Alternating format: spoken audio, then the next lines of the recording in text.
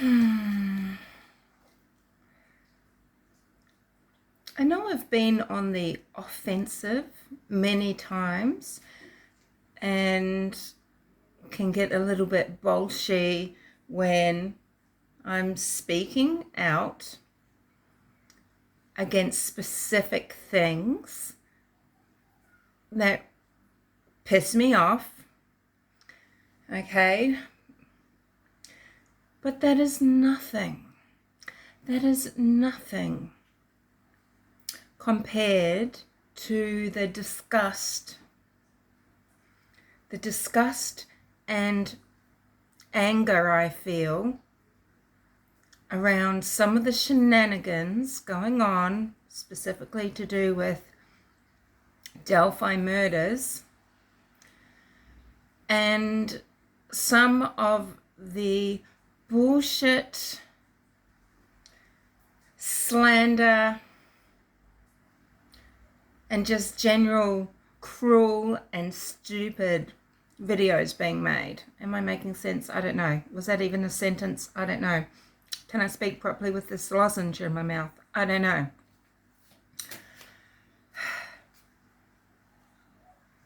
Everything else is just mild bluster. I've never really let anybody have it.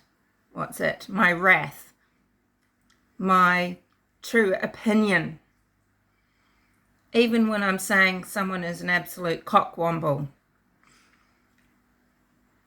I just am not going to take it anymore on behalf of people that either can't defend themselves or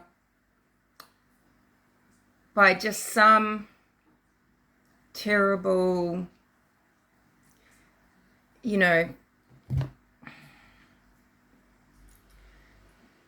just because of the way events have turned out for them, they're really a little bit caught up in things and can't get out even if they wanted to. Am I making sense again? No. There are some really despicable people on the tubes, and when people spend a lot of time telling you how good their heart is, how pure they are, how they are the only ones with good intentions, how they are correct, you better listen up, all right? Listen up long enough to run the other way and slam the door behind you. Because these people are manipulators. They are delusional. They're probably sociopathic in a bad way. Now, let me just make this clear too. Not all sociopaths are out to purposefully really harm people. But some people really don't care. And they will really harm people. And they will do anything to elevate themselves in the eyes of, people that they'll never meet. It matters to them, their status. When you've got this Canadian guy, right, okay, as above, so below. The channel name itself should tell you what this douche is into, what he believes, what his reality is. He is putting a name in his mouth that he needs to wash out very quickly, and that is the name of Michael J. Stroup, Michael Cat. Okay? Is it because Greeno's in prison that these assholes, these asshats, feel all brave to come out and start saying that Michael Cat was there at the bridge at the time of the murders, along with Anthony Greeno, who's in prison right now, okay? So, maybe they're just feeling like they've got a bit of a buffer there, right? And Michael Cat is dead. So these douches, including as above, as below, a shattered mirror, yeah, a shit-stained mirror. They don't care. They don't care who they name, what they say. Nothing is just to have a discussion. Oh, let's talk through this warrant situation about Ron Logan. Oh no. Oh, see, he was the guy I fingered right from the start, says a shattered mirror. Zhao Lewis. Okay? Because they don't understand. They don't comprehend what they're actually looking at. You know? They don't see what's actually not being released. And this information about Ron Logan, the arrest, the search warrants, etc., this is 5 years old. This is nothing new.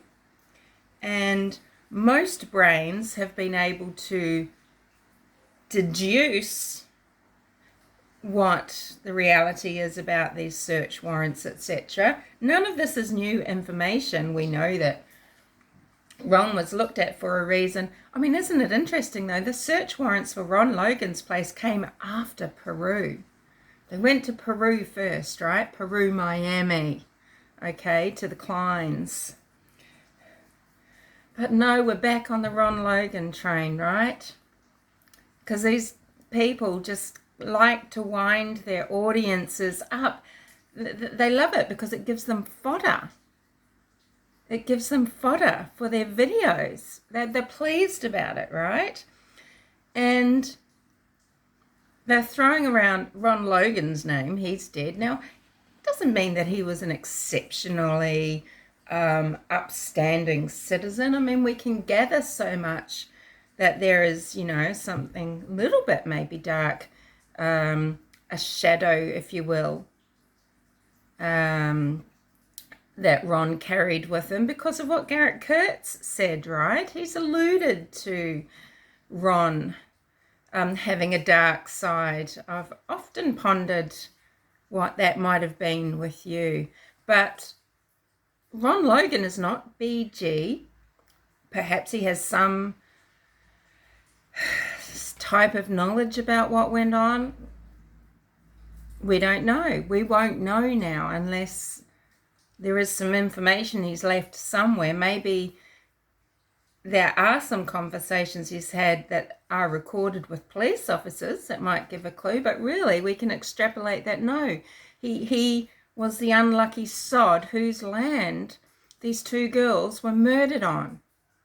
Okay, murdered where they lay, murdered at the crime. The crime scene is where they were murdered. That is the one scene, okay?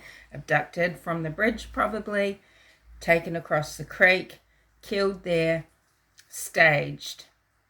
Okay, no secondary scene where they were held overnight or killed somewhere else and then brought back and dumped. If you think like that, you're really missing something in between your ears here, okay? If I hear one more motherfucker talk about Michael Catt in the way that these people are, I won't leave it there, okay? I won't leave it there because he will deserve defending. And you can take it from me that I will do everything to find out who you are and report you. Because it doesn't matter if somebody is dead. Sure, Michael Stroup, he's been to prison. That is where he met Anthony Greeno a couple of decades ago, right? They were both in prison together. That's how they met. According to some people, this means that he is fair game. He got interested because it was a local crime. He got interested. He hadn't heard about the bridge. He told Anthony Greeno about this crime and they went there together and they started making their films on WKAT. Okay, I'm out of time. I didn't realize I only had 9 minutes on this. So that's the end of it. He wasn't there. I've got more to say about other people as well.